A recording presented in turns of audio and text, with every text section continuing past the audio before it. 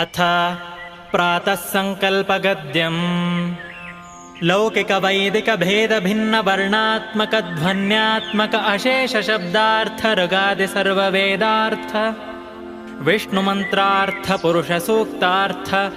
गायत्र्यर्थ Vasudev द्वादशाक्षरमन्त्रान्तर्गत आद्याष्टाक्षरार्थ श्रीमन्नारायणाष्टाक्षरमन्त्रार्थ